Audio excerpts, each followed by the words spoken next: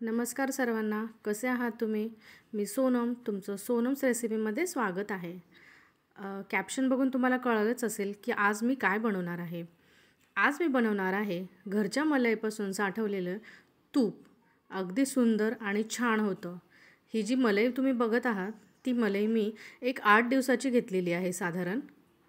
तुम्ही फक्त मलई घ्यायची आहे, दूध अजिबात जाऊ नाही द्यायचं आहे. आणि त्याच्यामध्ये थोडंसं अगदी 2-3 चमचे असं दही घालायचं आहे. त्याच्यासाठी आपल्याला 8 दिवसाचं मलई आणि एकदम थंड असं पाणी घ्यायचं आहे. बर्फसुद्धा घेऊ शकता तुम्ही. मी बर्फाचंच पाणी केलं आहे बॉटलमध्ये, ते घेतलं आहे. आता मी हे मिक्सरमधनं फिरवणार आहे. हे बघू शकता तुम्ही, मी फक्त मलई घेतल्यामुळं आणि दही टाकल्यामुळं आपलं लोणी अगदी असं छान असं दिसतं आहे. म्हणजे थंड पाणी टाकल्यामुळं अजून आपल्या लोण्याचा गोळा असा छान येणार आहे. आता मी हे मिक्सरच्या भांड्यामध्ये टाकणार आहे. थोडं थोडं लोणी घेऊन मिक्सरच्या भांड्यात घालायचं आहे. मिक्सरच्या भांड्यात टाकल्यानंतर अगदी थोडंसं म्हणजे एक अर्धा फुलपात्र वगैरे थोडंसं अगदी पाणी घालायचं आहे त्याच्यामध्ये. पाणी एकदम थंड असू द्यायचं आहे. जेव्हा आपलं पाणी थंड असेल तेव्हाच आपल्याला लोणाचा गोळा जो आहे तो बाजूला होईल आणि ताक बाजूला होईल. आता जे हे मी मिक्सरमध्ये घेतलं आहे ते मिक्सरमधनं फिरवून घेणार आहे. लोण्याचा गोळा मिक्सरमधनं फिरवल्यानंतर बघा लोणी वरती येतं आणि जे आपलं ताक आहे ते अगदी असं छान प्रकारे खाली जातं. अजून याच्यामध्ये थोडंसं पाणी घालून आपण पुन्हा एकदा मिक्सरमधनं फिरवणार आहोत. पूर्ण थंड पाणी घ्यायचं आहे. थंड पाणी नाही घेतलं तर आपलं जे लोणी आहे ते बाजूला होणार नाही आहे. हे बघा तुम्ही, आपलं लोणी अगदी असं छान वरती आलेलं आहे आणि आपलं जे दही ताक आहे ते बाजूला झालेलं आहे. आता हे मी एका भांड्यामध्ये काढून घेणार आहे. ज्या भांड्यात आपल्याला करायचं आहे तूप कढवायचं आहे त्याच भांड्यात आपण हे लोणी टाकणार आहे. लोणी कढवताना एक जर्मनचं पातेलं घ्यायचं, कारण स्टीलचं पातेलं घेतलं की जे आपली बेरी राहते ती खूप जास्त अशी जळाल्यासारखी होते, म्हणजे खाली पातेल्याला लागते. जे बाकीचं लोणी आहे ते मी मिक्सरमधनं फिरवून घेतलं आहे. आता थंड पाणी घेऊन मी लोणी आणि ताक असं बाजूला करणार आहे. हे बघा, हाताने अगदी छान असं बाजूला घेत जायचं.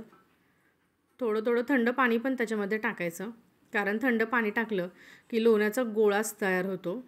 हे बघा तुम्ही, मी लोणी अगदी बाजूला असं छान प्रकारे करते आहे.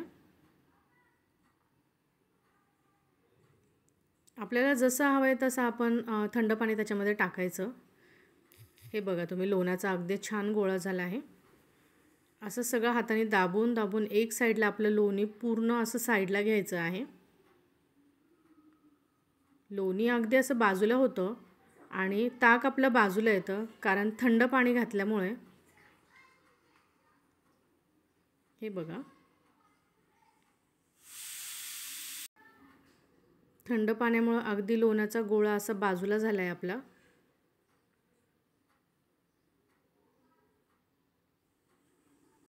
हे बघा, अगदी छान असं आपलं लोणी बाजूला झालं आहे. हे लोणी आपण 1 ते 2 पाण्याने पुन्हा धुवून घेणार आहे. लोणी बाजूला झालं की ताक एका दुसऱ्या भांड्यात काढून घेणार आहे.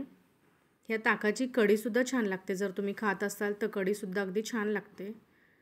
याच्यामध्ये मी थोडंसं अजून पाणी घालून लोणी अगदी छान धुणार आहे.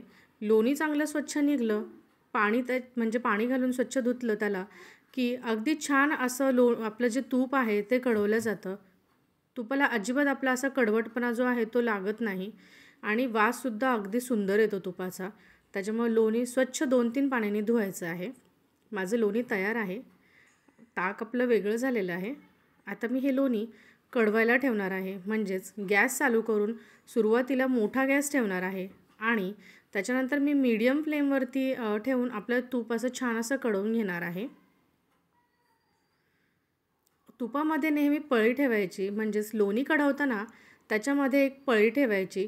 पळी ठेवली की आपलं तूप जे आहे ते वरती जात नाही.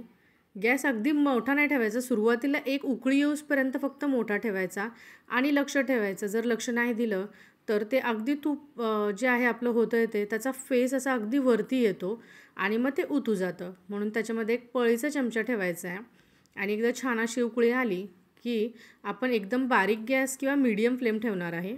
हे बघा, आपल्या तुपाला छान अशी उकळी आली आहे, फेस वरती तयार झाला आहे. याला हलवून घ्यायचं आहे. आणि हो, तूप करताना नेहमी एक 2-3 मिनटानंतर त्याला किंवा 5 मिनटानंतर येऊन एकदा हलवायचं आहे. नाही हलवलं त्याला, म्हणजे खालून वरून असं छान हे नाही केलं, तर आपली जी बेरी आहे ती पूर्ण खाली लागते आणि थोडीशी बेरी काळी होते आणि वरचं तूप ते जे आहे आपलं लोणी त्याचं तूप तयारच होत नाही. म्हणून सारखं यायचं आहे आणि हे मस्त असं छान असं खालून चमच्याने आपल्या हलवून घ्यायचं आहे.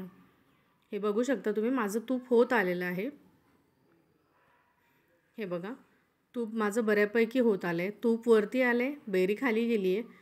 आता हे गुलाबी कलरचं आहे. थोडंसं बेरी अजून आपल्याला काळसर करून घ्यायची आहे. काळसर नाही म्हणजे लालसरच करून घ्यायची आहे. बेरी खालून थोडीशी काळपटच दिसते. हे आपलं तूप होत आलेलं आहे. हे जे तूप आहे ते एका भांड्यामध्ये काढून घ्यायचं आहे. गाळून घ्यायचं आहे कारण बेरी बाजूला राहते. हे बघा, हे तूप असं छान प्रकारे निघलेलं आहे. तुम्हाला जर माझी ही रेसिपी आवडली असेल तर प्लीज लाईक करा, शेअर करा, सबस्क्राईब करा. Thank you.